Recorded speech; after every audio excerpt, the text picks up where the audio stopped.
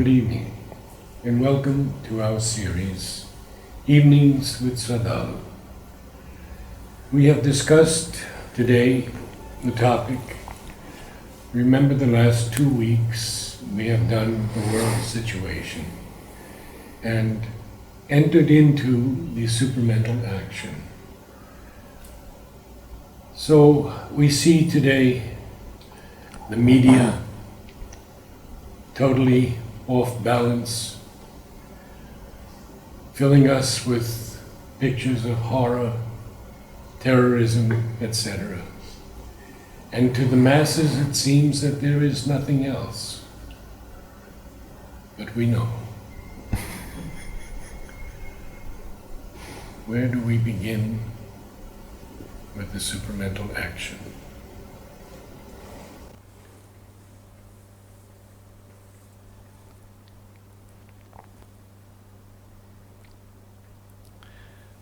If we consider the nature of the supermind,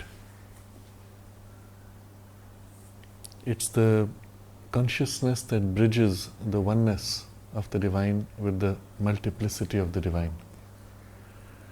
It's the consciousness which harmonizes all opposites, all the extremes.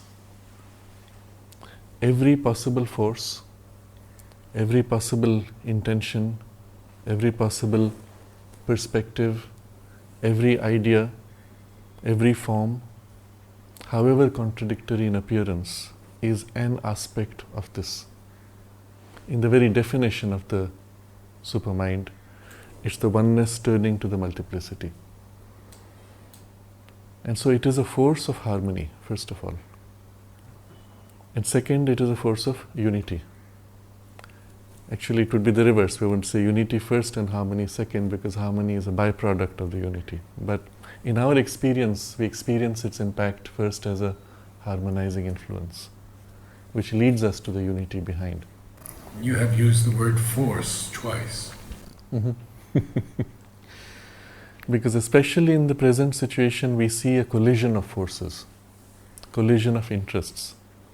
Even when we have a collision of ideas, it is the force behind the ideas which are colliding. And if you were to remove this factor, which can harmonize all this, then the way forward would be a kind of a flattening of humanity, making humanity uniform, and thereby compelling a flat, narrow unity. And the problem would still remain, because this flat, narrow unity would enter in conflict with another humanity of another planet, which would be different, and there would still be a collision.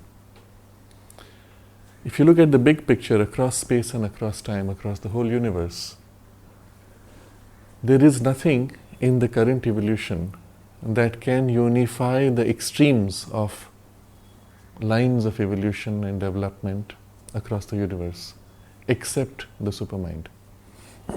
There have been planets, there have been civilizations even on Earth which have gone further than humanity of today. But they could go further by this kind of a flattening and narrowing. The only way we can go further, keeping our diversity, keeping the true freedom of the spirit, is by this power, which alone, and no other power can do that, which alone can unify the extremes of the multiplicity and the diversity. And so, if the supramental action was not brought upon the earth, you would have had another of those narrow, forced unities or destructions. A pralaya of some kind, inevitably. But because this has been brought, it opens the way for a real unity, the likes of which has not been so far realized in the universe. And we can say this with a certain surety, because when Sri Aurobindo was working on awakening the supramental consciousness in the body, or rather establishing it in the body, he found that there is no prior imprint of such an effort. And that means in the universe. Because any evolutionary effort that has been made once the effort made and the benefits realized anywhere in the universe would be naturally left as an imprint everywhere in the universe. So when he was working on the physical consciousness and awakening it to the supramental, he said, this has never been done before. Although the Vedic rishis had seen it, I understand. The Vedic rishis had realized the supramental consciousness, supramentalized the mind and even the vital, but not the physical consciousness. This lacuna, if we may say, or this limitation of that realization is what Sri Aurobindo refers to as a fatal flaw in the Vedic realization. The result of which was that matter remained as something which could not integrate with spirit, and as long as, even if it's a fine layer which is not integrated with the spirit, there's still a gap, a division, which leads eventually to a split, which led to the Buddhist realization and the Shankarite philosophy. The division of matter and spirit was inevitable. One can say that in the nature of evolution, the Vedic rishis could take it only so far because humanity was only ready for that. And if we take it in that spirit, it makes a lot of sense that now the time has come for it to be taken to its logical conclusion, which means bringing it all the way into the physical consciousness. So, the imprint of the Vedic realization has defined the whole direction of human evolution, but it has not given it the power for this last completion into matter. It is for this that Sri Aurobindo came. And this is the most significant part of their work. There were many things they had to do, but this is the most significant part of their work. To establish the supramental consciousness into matter, in the physical consciousness, which would make possible a divinization of the physical life. Otherwise, the material world would remain always cut off from the possibility of perfection and a divine perfection. Now, this being the case, when Sri Aurobindo says it has not been done before, it means nowhere in the universe, no other planet, no other civilization, past or present, and you can conceive of millions of them, although they may have gone technologically ahead, although they may even have gone mentally and spiritually ahead, nowhere has this work been done to bring that supramental consciousness in matter. In other words, the full harmonization of the diversity of natures has not been brought about at a physical level so far, and the means for bringing it about had not been so far realized. This was done in 1956 when the mother brought down the supramental consciousness, and she pointed out it was the light and the consciousness, but not the power. If the power had come down also, then of course its result would be visible immediately. But so far it has been working from behind the scenes to bring about gradually a realignment of all these forces, as I said. So the first thing we experience is a developing harmony. Now, I have had this experience. We were in Kashmir, I was with a group of people, and there was a famous teacher of one of the traditions of Kashmir Shaivism, and she said, "Oh, you are from Sri Aurobindo Ashram."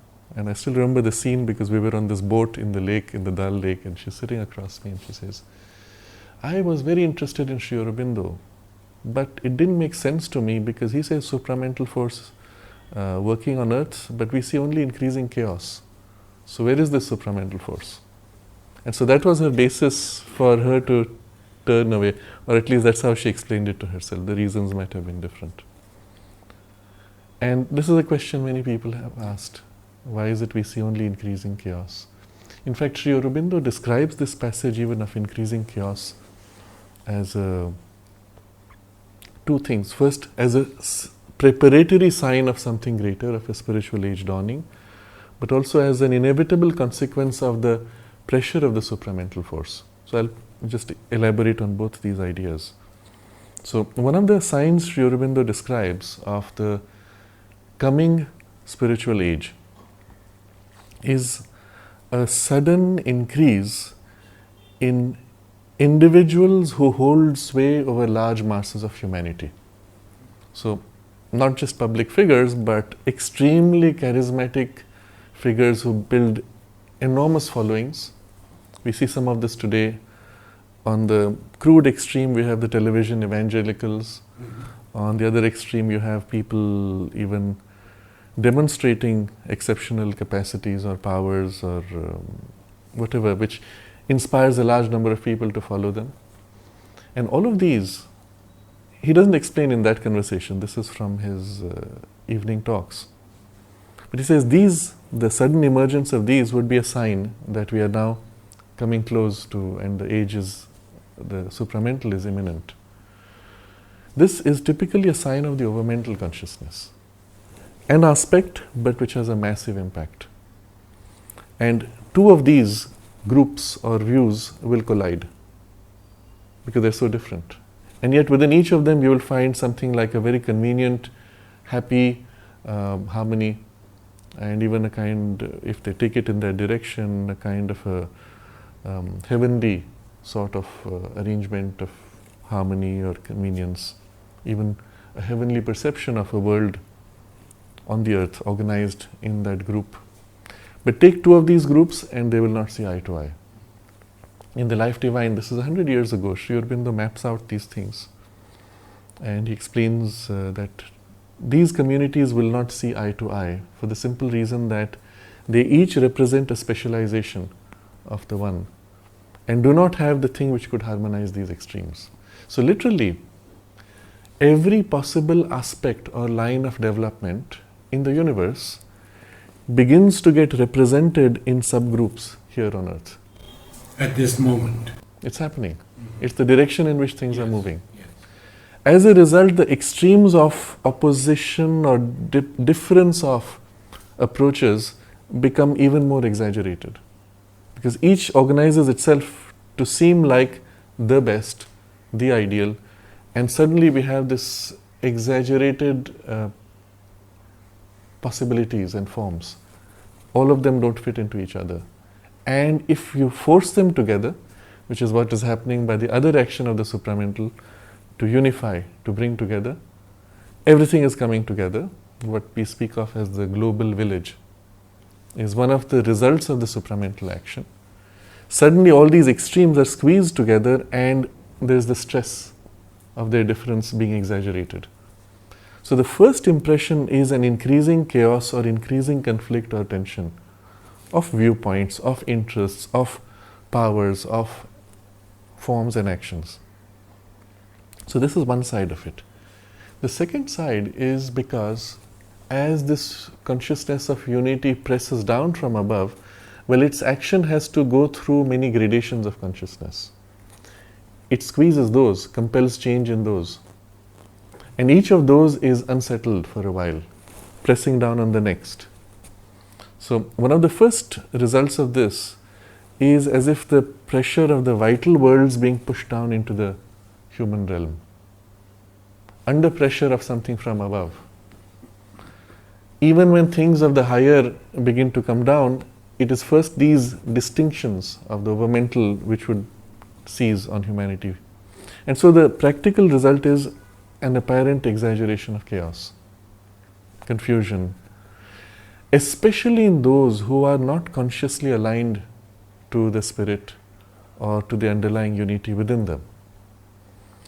If humanity were to choose consciously the centering in the soul or alignment with the divine or just alignment to their deeper aspiration, a lot of this would become simple, a lot of the confusion would fade out, and there would be a spontaneous harmony which would lead you through this passage. In the absence of that, you have the exaggeration of chaos and confusion. You speak of the descending force. What about the emerging force in matter? Yes. The nature of evolution is that whenever something pushes down from above, the thing on which it is pushing down also gives a pushback. And since the action here in this case is intended to go all the way to the material consciousness, there is a pushback from matter. Which means at its crudest, a pushback from inconscience. At its most sophisticated, it is the pushback from an ignorance, but a self-aware, conscious, intentional ignorance. And the pushback again has the effect of making things seem more difficult than they actually are. It's as if the material consciousness says, I'm not going to move. When earlier it was reasonably acceptant to moving around a little bit, now it says, I oppose. And suddenly everything becomes as if heavier, harder, darker, more difficult. It seems so. And this is, of course, part of the discussion that the Mother has. The physical consciousness will yield only when the supramental consciousness can demonstrate its capacity to overcome. Then it will say, all right, to this I give in. Otherwise, it has given in up to a point to the life, to mind in evolution. And so we have all these forms which have evolved. And then after giving in for a while, it says, okay, now I'm the boss. I pull back. And you have the breakdown of life forms. You have the pullback of the mind and its ideals and so on. It's only something above mind of the grade of the supermind which can compel matter and then force it to yield. What is nature's role in this when she has agreed to collaborate with Mother? This is one of those critical transitions in evolution when you try to speed up an evolutionary process. What are you speeding up? The very consciousness, the being, the power which was leading evolution is what we call nature. And at its lowest, it is material nature, almost mechanical in appearance. But still, it is a conscious power. And you may speed up in small pockets, and it's fine, she yields to that. But if you try to make a large shift, then either her acceptance is required, or you will have the resistance which says, no, I'm not in a hurry, I do not want to go so fast, and there will be a pushback again. So this is a critical question. In the evolutionary process, if Mother Nature accepts to participate in this speeding up, accepts to participate in this particular aspect of the work, then things can suddenly move rapidly on a large scale. And Mother made reference to this in the early 60s, I think, that nature has accepted to collaborate. And there is no end to the wonders of that collaboration. Something like that she has written. Which means that as this higher action proceeds, nature, instead of opposing or waiting passively to be pushed, will participate and assist in that change. All of this still looks at a scheme of development which may take several thousand years. If we are speaking of the physical consciousness becoming divinized, it may take several thousand years. And what happens meanwhile? Will humanity even survive? So there is a much more urgent question. Like, all this is fine to say, we have squeezed 1 million years of supramental evolution into 1,000 years on a collective scale. But even that, will we survive it, considering this passage of confusion and collision? And it is on this that Sri Aurobindo worked, particularly in the last few years of his work in the body. And he developed what he referred to as the mind of light. And this is a critical contribution to evolution in the universe. If not for this work, we would still be looking forward to a long passage at a collective level. At an individual level, of course, one can go much faster. What he did there, he looked at the condition of the human mind, which is obviously, because it is the nature of the mind is to divide and only understand through division, it's a tool of division.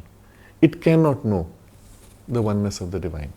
It can never be a vehicle for a divine life on earth.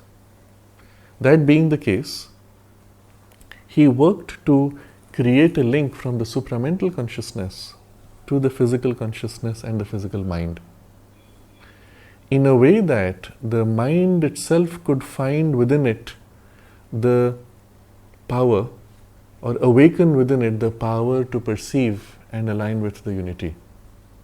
And it is this which she has described as the mind of light.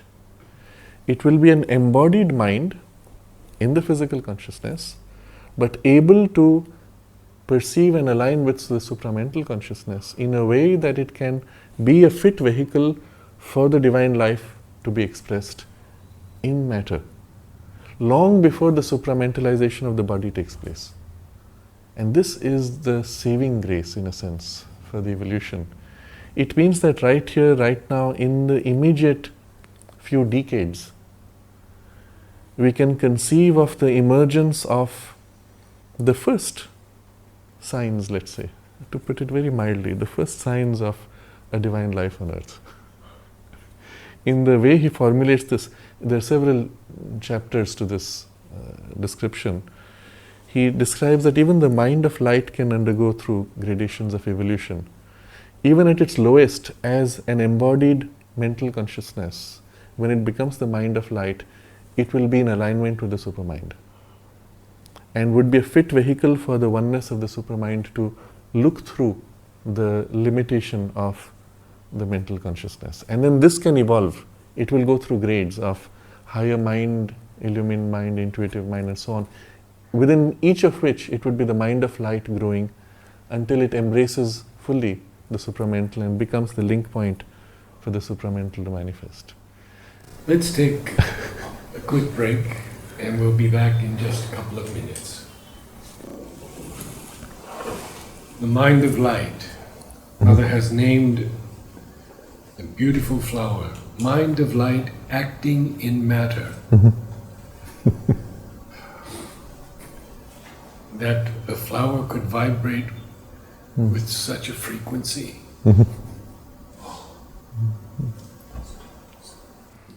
But it also suggests to you that the mind of light, of course, in an embodied consciousness, may still be a mind turned upward, and that can turn down and begin to act on matter, on the physical consciousness. And so it opens the way for something quite exceptional. Long before the supramental consciousness can act directly on the physical consciousness, it can act through the intermediary of the mind of light on the physical consciousness and awaken in it something which is aligned to its action. So we have to understand this from a different angle now. The supramental consciousness, being oneness and multiplicity, is also by definition infinite. You cannot embody the supramental consciousness unless your own consciousness becomes infinite. And this is the challenge. Your mind is unable to hold infinity. It can never be supramentalized. But if this mind of light can be thus realized, although a finite vehicle, still it would be pure enough to be able to express or be a transparent vehicle for that infinite action to work in a narrower passage. This makes possible practically in human circumstances the beginning of the divine life on earth. And this is the special gift that Sri Aurobindo has given. Such a formation of the emergence of mind of light has not been done, has never happened before in evolution in the universe, and in human evolution would not have happened on its own, because it is not a part of the compulsion of evolution. It needed an active intervention to make something happen which would create this. And having created it, Sri Aurobindo had to work on himself first to create it, and the mother observed that for a long time he was working on it and he would not give it to her until it had been fully developed, and at the time when he left his body, he just imprinted it directly into her. And after that it worked in her in whatever way. But through her now, and she is the Shakti, through her that action is spreading widely to all those who open themselves to the action of Mother's force. The result is her action in you, to the extent you are open, begins to form the mind of light. And this is beginning to happen everywhere on earth. Wherever there are receptive beings, irrespective of your beliefs and affiliations of traditions, it has no relevance to that.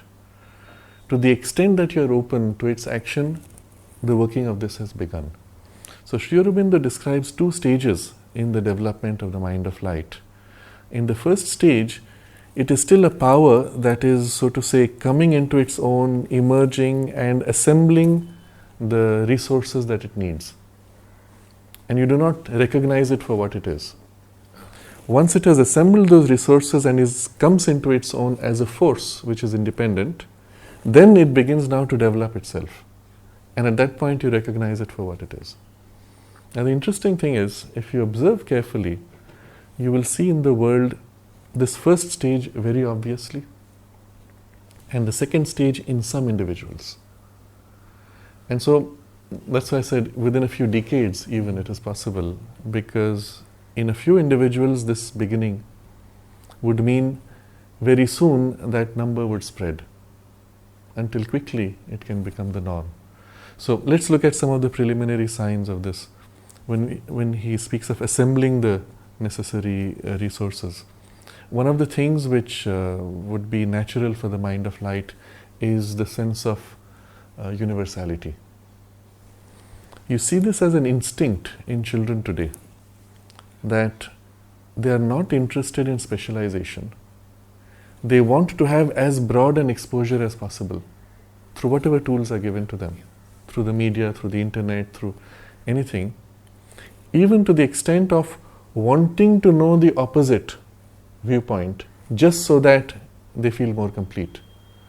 It's as if those gaps are not acceptable. They want to somehow widen out as much as they can at the expense of depth. They are extremely shallow but extremely wide, because you cannot do both. The instinct is pushing you to the wideness.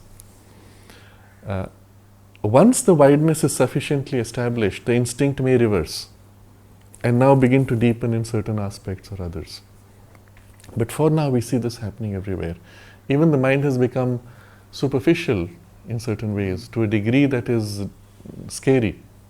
But in that it has grown so wide that you cannot compare with the minds of a generation ago. It's difficult for the previous generation to understand what it's like to think in terms of that grade of universality for them. It's almost as if everything is acceptable. Nothing is disturbing, nothing is shocking, nothing is other. We just accept, oh yeah, so of course, let it be, what's the big deal? Yeah?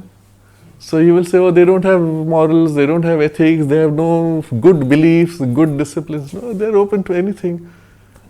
It's scary from the old mind, which knew this is safe, that is not, that is the other. And here suddenly something comes where everything goes. And yet, and this is of course risky, one can lose oneself, and yet there's something inside which says, yeah, everything goes, but what's me? This is me. And so there's a kind of a protecting center of what's true for me versus everything else, which may not be of interest to me, but okay, let it go, what's the big deal? So this widening, this universalizing in the mind is one of the tools or one of the powers of the mind of light, which we see growing. Another of the powers of the mind of light is the subjectiveness of things, where you try to feel what feels right rather than what is logically right. Or morally even. Morally, yes, of course, morally, ethically. But the sense of trying to feel, and again, you see this quite widely among young children, especially where they're a little more conscious, it acts easily. When they read literature, they are no more interested in hard, logically structured content. They want content that feels good, that feels right, that feels somehow true. So there's actually a gap, there's a split in the way people are presenting things in speech or in writing, in documentation. There is the old guard which is stuck in hard, rigid, structured, narrow, and the other which is flowing much more freely, but which is trying to feel what's true and trying to touch that. And somehow these two are not yet seeing eye to eye. And of course, each has its limits. This can also get broken into something so fluid that it loses any sense of clarity and becomes self-contradictory even. But this sense of wanting to feel is the other thing. The form that it will take eventually is that every time I come across something new, I try to feel in myself, does it feel right? Oh yeah, it's familiar. So Sri Aurobindo again describes this passage very interestingly. He describes 3 gradations of mind. There's the mind of ignorance, which is what we are starting with. We don't know, and we don't know that we don't know. Okay? So we think we know.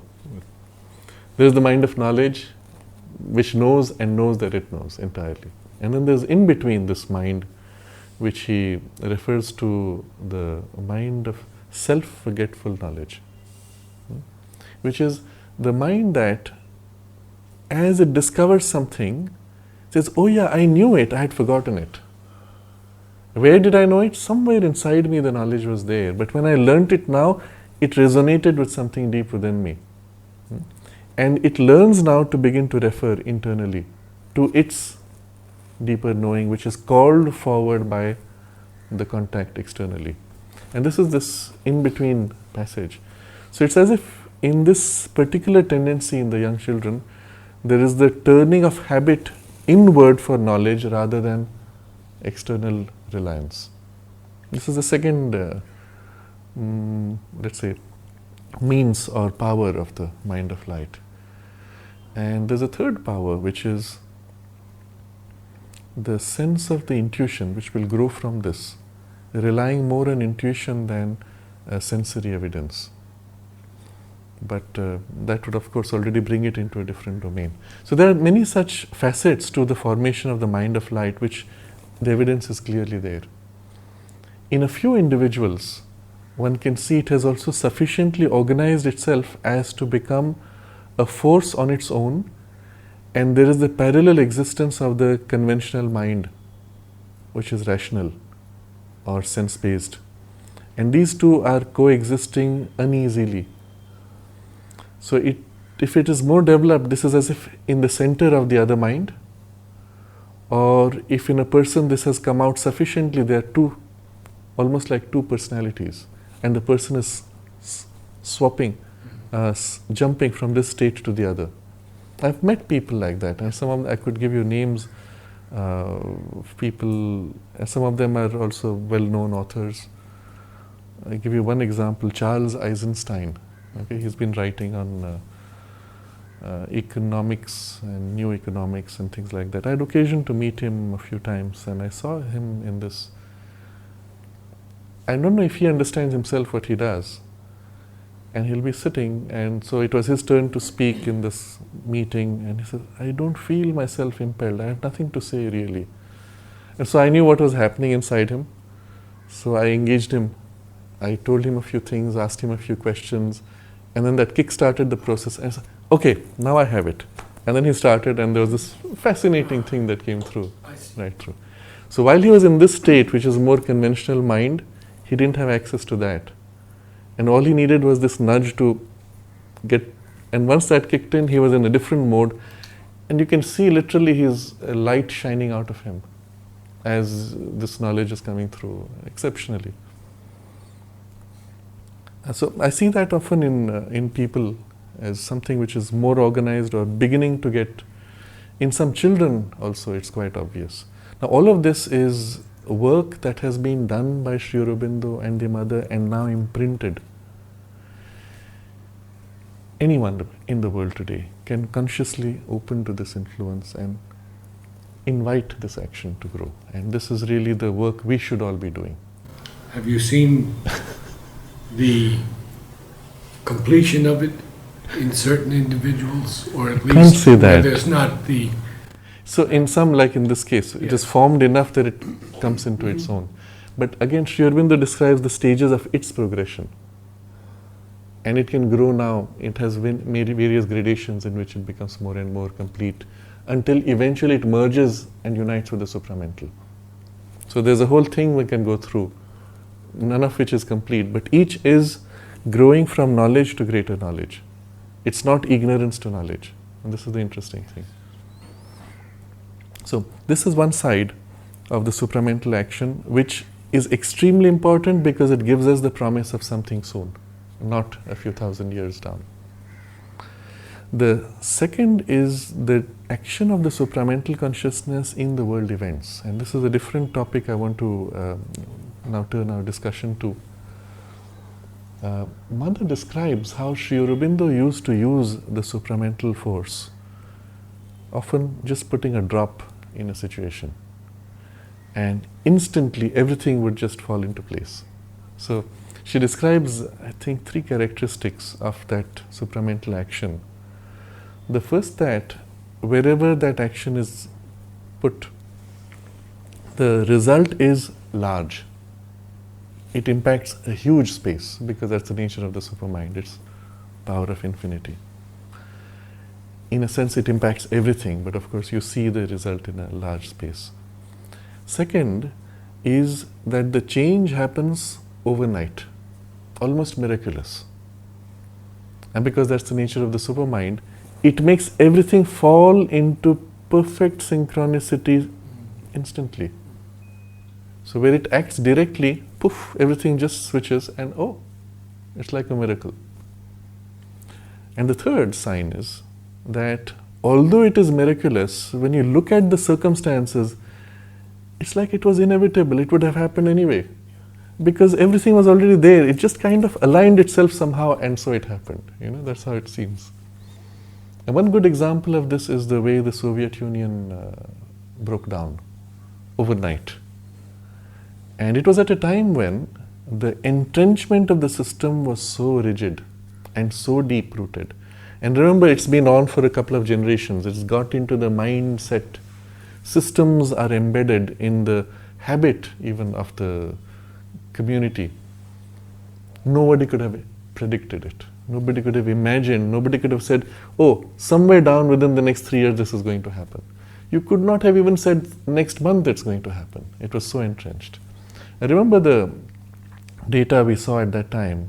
In a country like Romania, the government system was so entrenched, they said every third person is a government spy. That means in a family of 6 people, 2 of them would be reporting to the government what conversations took place. And people live at a degree of fear that anything might be reported. You see some of this still in North Korea, but it's a different way. When it's so deeply entrenched, there's no way that any action from outside could have broken the system or undone the stickiness of the overarching imposed control. And yet suddenly overnight, poof, it was gone, the whole thing collapsed, superstructure gone. And what was left was no control, no centralized control, opening the way to large gaps or large regions of anarchy. If at that point there was a spiritual turn, it would have broken through rapidly to create a spiritual anarchy, which would have been potentially a divine community. Since that was not there or was not strongly enough as a base, although it might have been there in a weak way, what happened was other forces came and seized the anarchic conditions to form their own subgroups and control areas and so on. But that initial transition was one of those examples of the supramental action taking place. Mother also observed that Sri Aurobindo uses the supramental consciousness in this way, mostly in the mental plane. That means suddenly the mind's perspective has changed, we think differently, but not in the vital and physical. And she explained why. She said, when it happens on the vital or the physical, of course you have miraculous change. All are miraculous in that sense. But in the physical and vital levels, the miraculous change would always have a mixed character where other things come to distort or divert the intention of the action. But in the mind, because the mind is also more conscious, that kind of distortion is less easy to have. And so he limits, or generally limits himself to that realm. I have seen a letter shown to me by Basu, in which he writes to Mother and says, it seems that more and more in my talks, Sri Aurobindo is speaking through me. And Mother writes to him, the more you open to him, the more he will speak through you. So there it is. Yeah. Is the supermind limited to earth only? It's an important question. The consciousness itself being, of course, universal. Its impact is on the universe. But its immediate focal point of action will be in the space in which its action can be most directly received. As it appears, the focus of Sri Aurobindo's and the Mother's work in this incarnation was our earth. Because it is here that the preparation has been also created.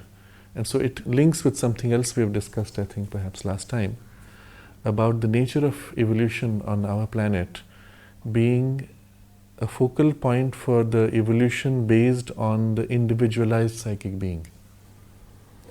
And this has a very close connection with the supramental action and the supramental transformation. And this is the reason perhaps why, and this is my speculation, that the immediate focus of this working of the supramental force will naturally be in this space much more than everywhere else, for this purpose of connecting to the physical.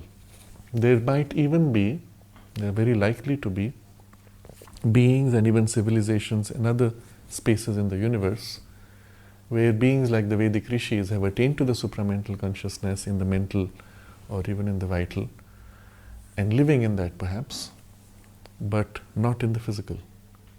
So in the context of the physical consciousness, this seems to be the focal point for the supramental work in the universe. And particularly, this is the connection which the Mother made when she was looking at how the supramental consciousness would transform the body. It's one thing for it to transform the mind because the mind is plastic. For the vital, again, to that extent, it's more plastic. But the nature of matter is such a great rigidity, such a great inconscience, that a transition from this current organization to a completely different substantiality is difficult to conceive. Sri Aurobindo himself speaks of the physical organs. When the physical body becomes supramentalized, the physical organs themselves giving way to what would become centers of energy, corresponding to the chakras almost in their function. And so it's difficult to imagine how that transition would take place. And then Mother comes up with this extraordinary insight, and it came through a certain experience she had. And she said the conclusion she had was that it would be the psychic being within which would densify itself to become of physical substantiality, which would be the supramental body. And so it's an in to out. So the logic is perfect evolutionarily. It's an in to out transformation, the psychic influence and substance, substantiality of it coming forward, filling the physical, vital, mental, etc., but then densifying itself to such a degree that its substantiality begins now to supersede and replace the functions of the gross physical machinery that we currently have. And that would become the supramental body. And straight away with it comes the perfect plasticity required for the material and its harmony with all the other levels and so on. If on earth, if in the universe, the supramentalization of the physical body had to be done, it would necessarily be in a space where the individualized psychic being has been sufficiently developed on a collective scale. And we know that our planet Earth is the focal point for this experiment. and the mind of the cells, and the cellular transformation that Mother was going through. Yes. This also is work which the Mother said has not been done before.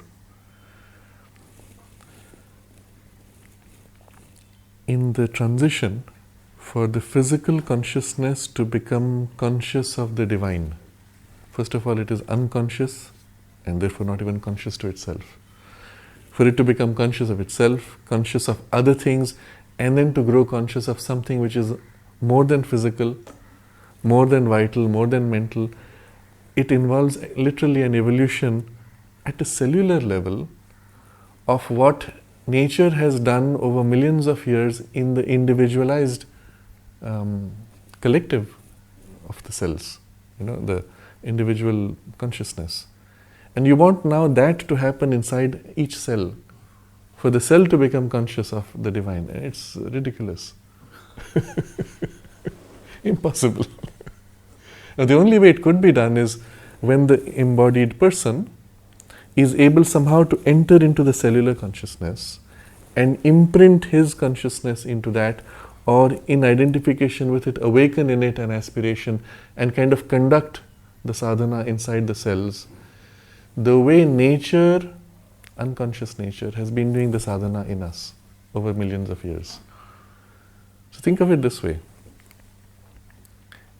In the last million years that, let's say, we have been on earth, in whatever form of evolutionary stages we have been through across whatever number of lives, who in you was doing the evolution? You're not even conscious of evolution, so much less can you participate in it.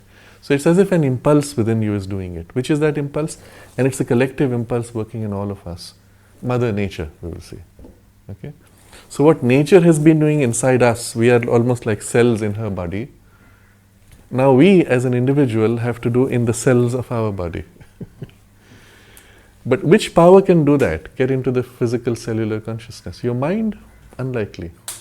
If your mind enters the physical cellular consciousness, it will just become numb and go into sleep. Because that's how that consciousness is. So it's like saying, you should become conscious inside your sleep state. It would be like, it would be either you would wake up and you won't be able to sleep, or you'll slide into the subconscious and get sucked into its character. And the cellular consciousness is even more dull.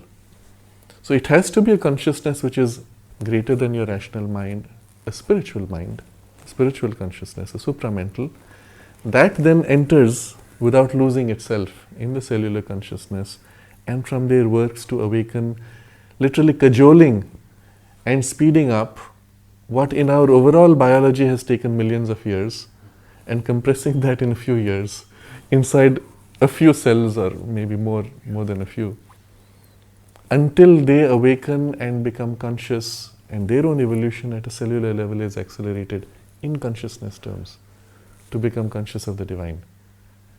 And that's what Mother did. Now, if you think of it in these terms, it is so extraordinary that even the possibility of it had not been thought of before. People glimpsed, because in vision one can see things which are waiting to happen in the future. Inevitably you see it, but you can't understand it because you don't have that consciousness. So Mother refers to this current passage of evolution as something which was seen by many of the mystics of the past. And they saw fire, brimstone, and great destruction, great change, and all kinds of pretty dangerous scenes. But that's how they perceived it symbolically. A great breakdown of the order and an emergence of something. With fire, what is fire here in this case? It is the intensity of the consciousness, intensified to such a degree that it burns what is unreal or false. But it's not physical fire. It's the nature of the tapas, the change that is taking place in the evolution. So they glimpse things, and you have all these pretty scary predictions from various traditions. We can discuss some of that on another occasion. But the idea is something is happening here which is accelerated so much as to be almost inconceivable to the previous stages of humanity and even to their perception of the future. And Mother did this in her body. to a point where she says that some of the cells had actually had achieved that union with the divine and had become effectively immortal in her body. Transformed, yes. Mm-hmm. And effectively immortal. That would mean they could stay on as long as they wanted, or of course they can choose to drop, but they could stay on. And she used the term, by a vast contagion, they would spread to others who were open. So again, as a reference, we have to understand everything that Sri Aurobindo and the Mother did. They said if they had done it, if they had to do it only for their body, the work would have been done long ago. But the nature of the responsibility of the avatar is they have to plug into the collective consciousness. And everything they do in themselves is as if held back by that large collective consciousness into which they are imprinting, or against whose resistance they are developing the change in themselves. The only way to assist this is if immediately around them there is a part of humanity which is more conscious, supportive of this effort, and even participating in this effort.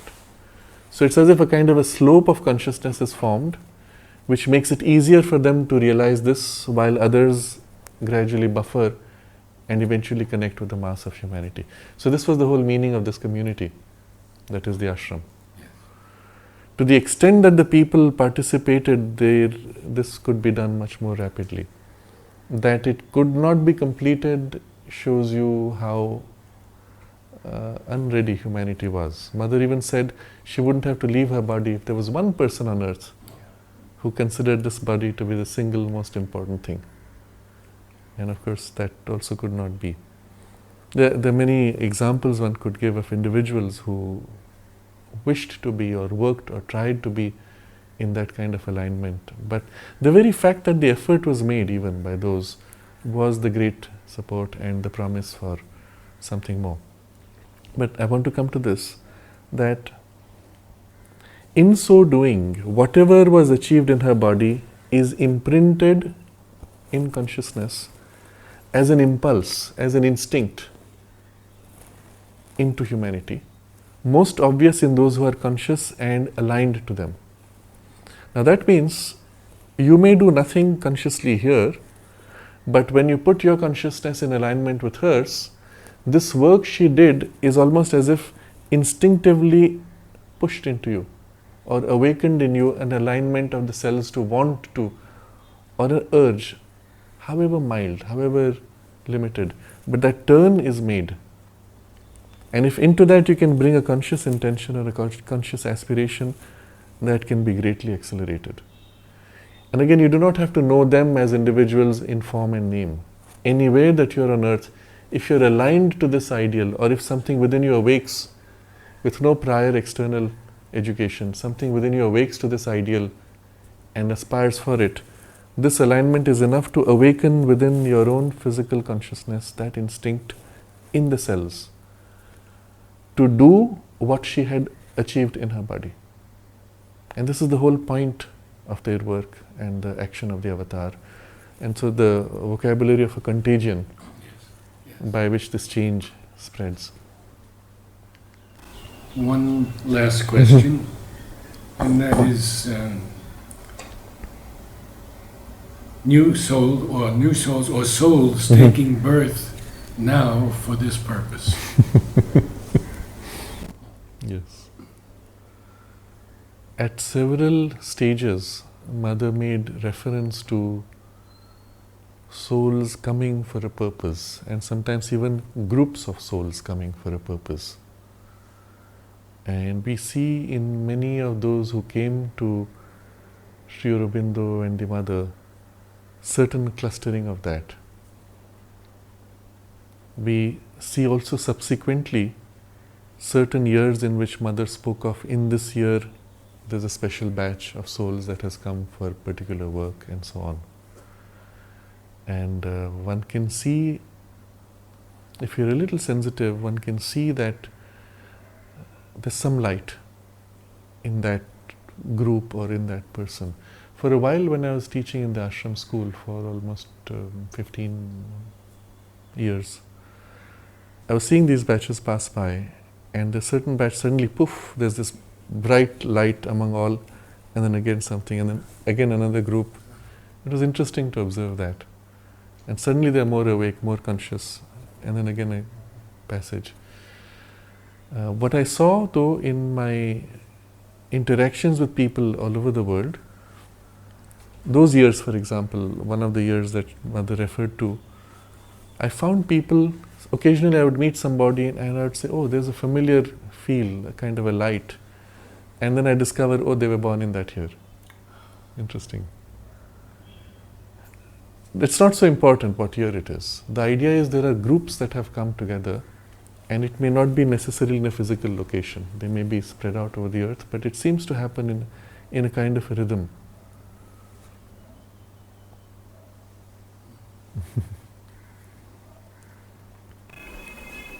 You spoke about the children, but we see 20 million babies going to be born in India in 1 year. The entire population of one of the small countries in the world is being born every year, just in India. Yes, India is exceptional in that sense. Sheer size, sheer numbers. The biggest state of India, incidentally, Uttar Pradesh, if it was a country in its own right, would have been the 4th biggest country in the world. That's the scale of India. So things which happen here, even when India takes a small step, it's 1/5 of the world's population having moved forward. So it may seem almost trivial when you look at events in the news. Oh, in India now this has become the norm and people have moved from that stage to the next stage. It's a small step. Oh, in India it was done. So we put India along with so many other countries. Except India is actually 1/5 of the world. So it's like saying 1/5 of the world has suddenly made this step. Oh, that's a big step, isn't it? And then keep in mind also that it is also a space where the spiritual sensitivity, I won't say spiritual development, but spiritual sensitivity is very much awake in the mass. And so the small step has a huge impact, has a huge import in spiritual terms. If in this space people can grow more conscious of the sense of the evolutionary urge of the present times, then something can happen here which will be like a precursor or even a model for the rest of the world to follow. In one of her messages that the Mother gave, it was addressed to Mother India, and Mother said something to this effect that, O India, land of light and spiritual knowledge, wake up to your true mission in the world, show the way to unity and harmony. And that tells you what's supposed to be happening here. And you have to see in this context the placement of Auroville in India. If a space had to be on earth where all the different cultures, where all the different human mind types, ways of thinking, ways of values, if there was one space where all these had to come together and work together, and a space conducive to this, not opposed to this, it had to be in India. Couldn't be anywhere else. So just as Mother said, India is a focal point for the world's problems, and the earth is a focal point for the universe's possibilities. So for the earth, India is a focal point, and for India, this space which they have created, where there's a conscious alignment to the sense of the nature of the evolution and the means to participate in that evolution, that space is here. So in all my travels, I can say this, I've been to a lot of places, a lot of communities, spiritual communities, I mean, met with people from many kinds of spaces, traditions, religious and spiritual, and some of the best. I can say that I've not seen anywhere on earth where such a large number of consciously aligned people are gathered as at the ashram and Auroville. Now, there's a difference in the focus of the work in the ashram and Auroville, and we will discuss that perhaps next time. But if you put the two together, nowhere in the world such a large number of consciously aware and sensitive people, in the sense of the evolution that is before us. There's nowhere such a large number. If into this, the awareness of the means and the awareness of the true impeller of the evolution within us could be further awakened, then that would of course enormously speed up the process. But that is not yet. Mother spoke of, for example, it was in the context of the ashram, but it applies equally to Auroville. Mother spoke of how a large number of people come in preparation for a life of sadhana. So they come, they have a little bit of devotion, they're happy to be in a peaceful place and feel good and this and that, retired, comfort, etc. Where the soul is, so to say, attuning itself to this vibration, to this ideal, to this atmosphere, preparing for a life where it could commit to make that breakthrough. And I believe I have met people all over the world who have as if passed through that process and then taken birth elsewhere.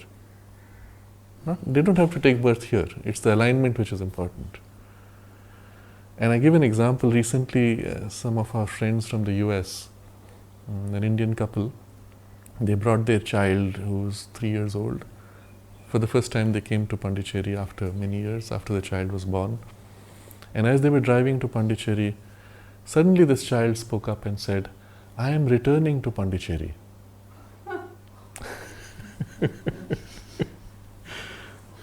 Three years old. So a few signs like that occasionally, something comes up and you say, this is different. But the idea is, once they're acclimatized to this orientation of consciousness, to this evolutionary purpose, it doesn't matter where they are born, they have as if come for a life which is different. If, what we discussed earlier, the asuric education does not snuff it out or cover it, if the inner being has sufficiently prepared itself and is able to resist that, then of course so much more will happen. But this space, because of the number of people who are conscious, is exceptional. I want to end this discussion with a very important reference, which also practically for all of us. When the supramental manifestation took place in 1956, Mother said only 4 people on earth were conscious that something exceptional had happened. One of them was in Africa, she said. Yes. You see, in her universal consciousness, she knew who had responded in what way. And the person, in fact, who saw this, who had that experience later, he narrated it and noted down and came to the ashram later. But she said, how would you know? How would you feel if there is nothing in you which resonates with that, which is familiar with that? So right in front of her, she said, all these people who had been in the ashram for years were busy getting up, yawning, rolling up their mat, ready to go, not realizing that the most momentous event had just taken place. Because nothing inside was attuned to or familiar with that consciousness, for which we have to work. If this is our intention, if this is our ideal, that this yoga is not just a yoga of a rapid, accelerated evolution which is more complete and more integral, but it is also a yoga of a supramental consciousness to be realized in life and in a material life. And that's really the culmination or the focal point of what makes this yoga distinct. Then we have to align ourselves to that, if nothing else, in our thought, in our heart's aspiration. But which part in us would be familiar or would be able to be aligned or have the familiarity of and closeness to it? The one part in our being which is our aspiration is the deepest, inmost soul, the psychic being. and to grow more conscious of it, to grow more conscious at the very least of its aspiration as it reflects in your heart and in your mind, would be the minimum of the effort that we have to make. Further, to put our thoughts and our emotions in a reference to that, to feel how it aligns with the deeper aspiration, would help to organize our personality and our life around this true center. And then, increasingly, as this influence becomes more distinct, more organized, and more overt, the Mother explains, she says, it is possible from the psychic consciousness to actually have a glimpse of the Satchidananda. And it is from there that you have the part within you most responsive to the influence and action of the supramental. And so this is like the receptive station in us. If you take a radio, you're tuning the dial. What in the radio is being tuned? Not the box, which is made of plastic, wood, or whatever. Not the battery, which is only supplying energy. Which part inside? And if you go to the crux of it, there's one circuit, which is a capacitor and an inductor. A resonator, it's called. There's one little piece which is resonating, and when you're tuning in, you're basically shifting this.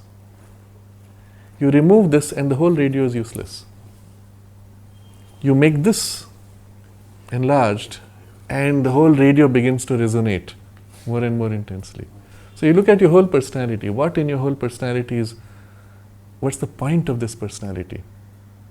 It's this psychic being, psychic presence, which is the evolutionary person who's using this machinery to act in the material world. And the more you put this machinery in tune with this center, the more the machinery acquires meaning, purpose, deep satisfaction in anything, in everything in life, and the more it expresses the reason why you're here on earth. And to give it time, to pay a little attention to this. How many times do you check your bank account? How many times in the day do you check your mobile phone's battery level? Do I need to recharge it? How many times do you check, my stomach is hungry, I need to eat. My body is tired, I need to sleep. You're putting energy, taking time to nurture things which are important to you. And this is the most important thing. How many times do you refer to it? And this we must make as important or more important than the hunger, than your mobile phone's battery, than your bank account and everything else. It means taking a moment to pause, becoming conscious of the aspiration, aligning your thoughts, emotions, your actions to that, remembering, feeling the Mother's presence in you, and remembering why you're here on earth and what your relationship with her means for your life would be one practical form of it. But we must make this a constant habit. Can we close by doing exactly that for a few moments?